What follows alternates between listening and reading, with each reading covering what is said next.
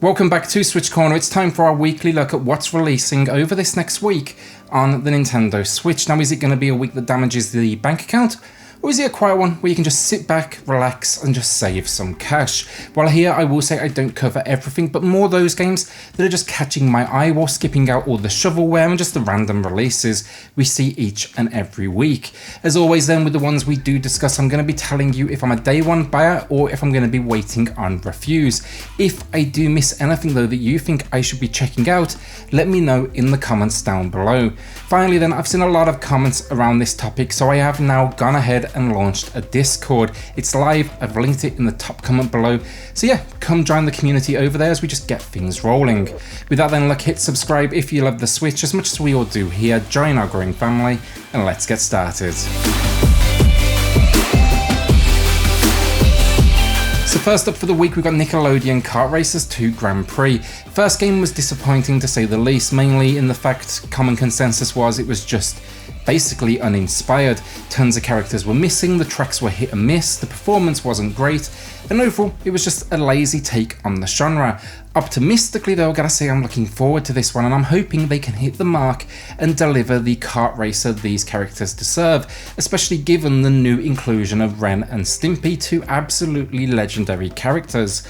The big question though is, am I wrong to be optimistic? And let's face it, probably yes. On paper though, things sound a whole lot more impressive compared to the first game. Here we get over double the roster. We get 30 playable characters, then another 70 that can be crew members. The first game had 12 playable, just to give you an idea. Top of this then we get 28 tracks, car upgrades, and even local and online play. Sounds a whole lot more impressive, and I will be going day one so I can drop a review here on the channel for you all. If I didn't run a channel though, I gotta say, most likely I would be waiting on reviews. Foregone now, and this is up there as one of my more anticipated games of the week. It's a 2D action platformer with really strong pixel work. It's like to the point where it's almost got that 2.5D style to it, you know, a whole lot of depth to the image, and it just looks seriously impressive while also giving a hint of Dead Cells, which is always good with me. This one though, it's not a roguelite. This is a traditional 2D platformer, so you know, standard progression where you'll be out to investigate an evil force that has corrupted your city, and yes, here you are a badass super soldier. You couldn't really ask for more from the story. I'm excited for this one though, as it's just promising fast-paced action combined then with RPG skills, a whole lot of loot to collect that I presume are used for upgrades, and then tons of weapons.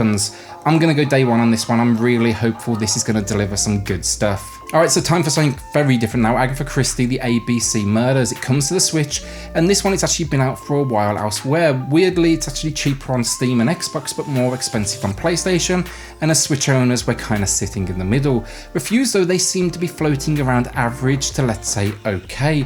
But me personally, I'm a big fan of, you know, puzzle games, especially those of the 3D adventure style variety. So I'm actually curious about this one.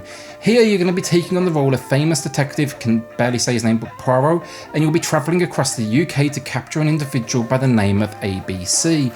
This one, it's going to challenge you to drive examinations, solve puzzles, and then just work out the timeline of different events. One thing I especially like though, the whole like cel-shaded style they've gone for really works for me.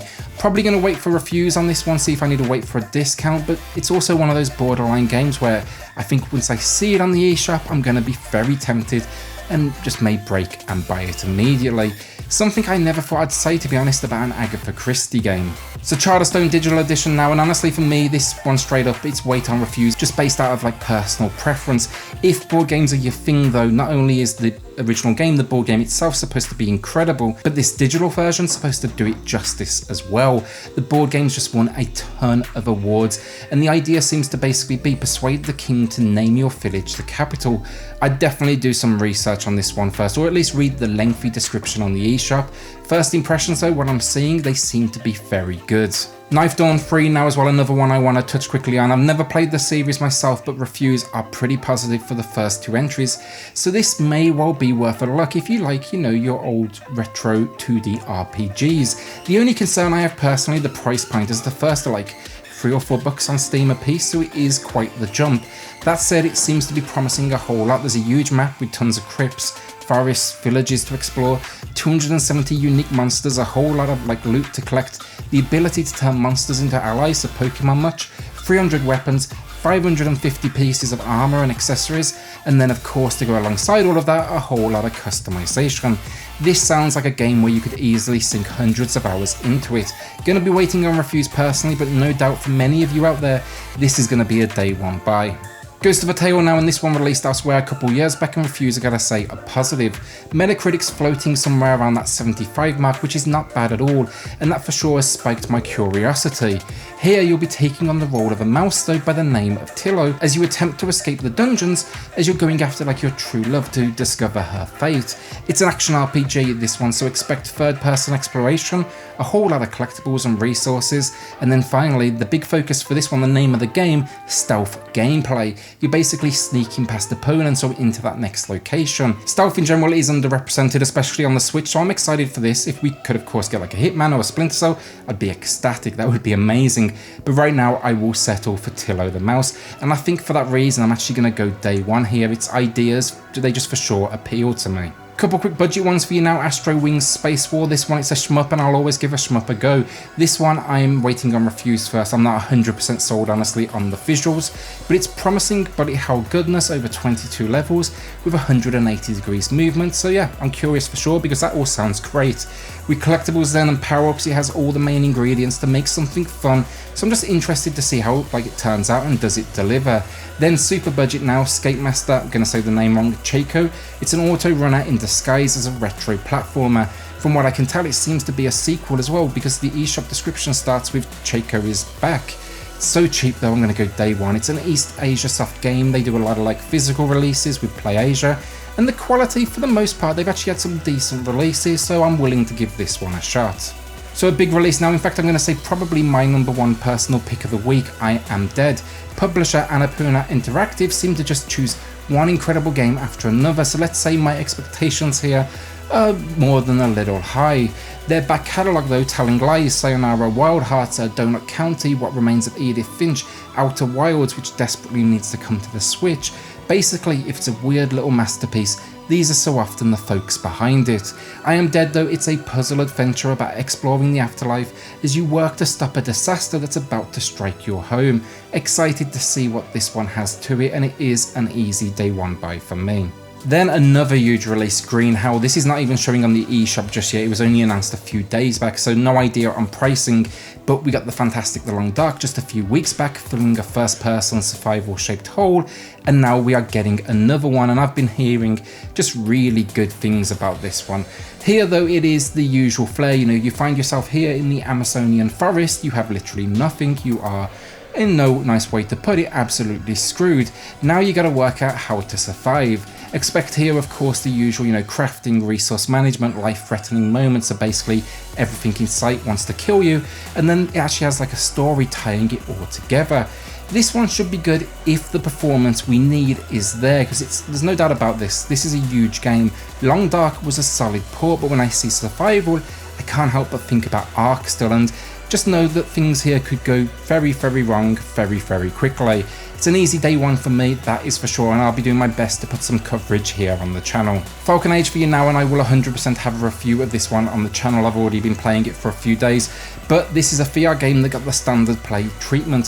PSVR, maybe Oculus as well, I believe, but here anyway you find yourself in what seems to be like a post-apocalyptic future where you befriend the title Falcon and you'll work together to tackle like robot enemies and puzzles. It's all first person though, and it looks really interesting. Actually loving the trailer. You see the Falcon dressed up in different outfits, a weirdly satisfying part of the gameplay, and yeah, it looks different, which is never a bad thing. The only part that might put people off, it looks to be short and clocking in, from what I'm seeing online, around the 4-hour mark. Into the final 3 games of the week then, starting with Filament, a sci-fi adventure puzzle experience. This one has great reviews from its earlier release on the PC, and the idea is simple enough. You find yourself on an abandoned spaceship and you need to figure out, well, what is happening and where the missing crew have ended up. I love the exaggerated, almost like cartoon visual style, and I can't deny the story, as simple as it is, has me intrigued. I'm going to be going day one with this just because of all the praise it's already received, but also honestly I'm just a sucker for a sci-fi experience. So our penultimate game of the week then, FIFA 21. I would strongly recommend everyone waits on reviews with this one. FIFA 20 was notorious for basically being a raster swap out. Seems to be the same thing here. No footage at all, as you probably tell from the still images behind me. There's just really no information, but it may have one of the best eShop descriptions I've ever heard. FIFA 21 Legacy Edition will feature the same gameplay innovation from FIFA 20 without any new development or significant enhancements.